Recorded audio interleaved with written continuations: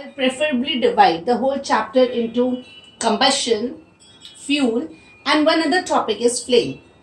First, we must understand what we mean by combustion. Combustion is a process of burning. My dear students, please emphasize on this word. It is a process of burning. You need certain things to get burned. It needs oxygen to get burned over there. And in this whole process of burning, what you will get in return, you will get heat and light, and sometimes both. Like for example, in the case of firecrackers, you get both, and along with it, you get the sound also.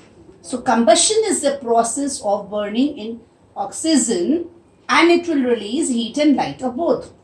Substances which are combustible, that means they are going to burn, are called combustible substance. Sometimes what happens is that they becomes inflammable. As you might have taken a ride with your parents in a car and a truck has already written on it, highly inflammable, keep distance. That means it is going to catch fire. So these are combustible substances. Example, petrol, coal, CNG, compressed natural gas, liquefied petroleum gas that we use in house cylinders are combustible substances. But then there are, all the substances are combustible? No. Certain substances are non-combustible. For example, glass. For example, this metal scale. These are non-combustible. You stone, the sand, the cement, these are non-combustible. So my dear class, combustion is a process of burning. In oxygen, a condition is there. What are the substances? There are two types of substances, combustible and non-combustible. Now very important section, what are the types of combustion? All burning takes place at the same rate? No, they are different from each other. See the first one, this is a rapid combustion where in a short span of time, a huge amount of energy and heat is released. Like the kitchen cylinder, it is going to give LPG gas, and LPG gas will show the rapid combustion. Now comes a spontaneous combustion. Spontaneous combustion are the substances. It is a process of combustion where the object will catch fire even without the application of external heat. The addition of food, white phosphorus burning, these all are showing the spontaneous combustion.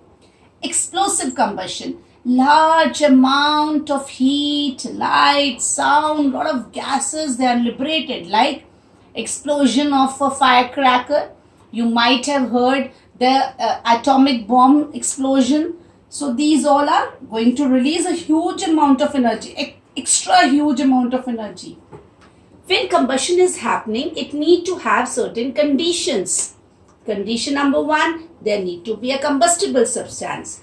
Condition number 2, there need to be a supporter. Yes, I vote for combustion, that is oxygen gas. And then comes a very important, it need to have a minimum temperature at which it will start burning. Give me oil in my lamp, keep me burning. You keep praying this, sing this song when you are in a carol singing. Give me oil. Oil is what? I'll come to the other topic, that is fuel. Give me oil in my lamp. That we are going to talk about now, the fuel. Fuel is a simple thing. It's a substance that burns at a moderate rate in air and releases the large amount of heat energy. We can classify, in a bookish language, we can classify the fuel on the basis of their physical state. It is solid, liquid or gaseous fuel. But there is another class of fuel from the extraction process, fossil fuel, because these fossil fuels are buried deep under the soil layers and takes a lot of years for its preparation. So we will take this topic in another slide, fossil fuel. Because here we are going to talk about the coal, the petroleum, the natural gas, how they have occurred, what are the types, how they are refined and made useful for the mankind. So we will take this topic as very important. We are going to take up in another slide. But right now focus on what are the types of fuel on the basis of, what is the basis here? The basis of physical state. States of matter you have heard, solid, liquid and gas, same way solid, liquid and gas. Solid fuels includes the wood, coal, the cow dung cakes. The liquid fuels includes the petrol in your car, the kerosene diesel cars.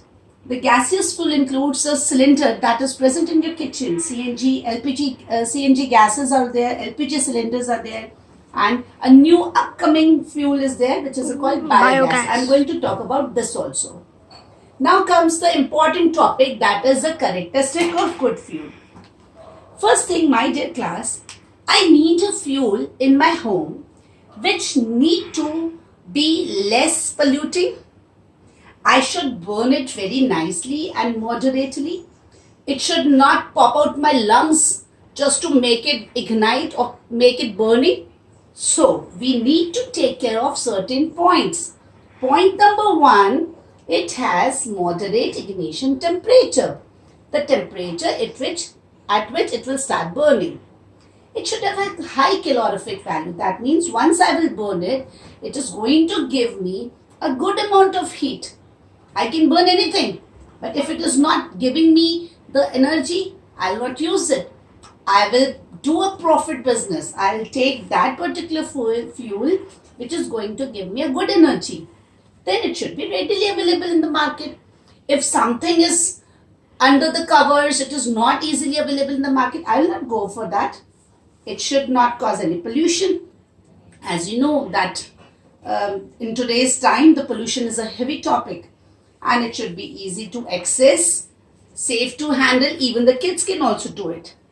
And my dear class, when we are going to talk about the fuel, we must understand its impact, the burning to produce so much energy. But along with energy, if it is releasing a lot of gases, pollution, then we should focus on that fuels should be selected environment friendly. So in another classes, you will learn about the fuels can be renewable, can be non-renewable. The fuels which can be replenished, but some fuels cannot be replenished. That's all for the class, dear students.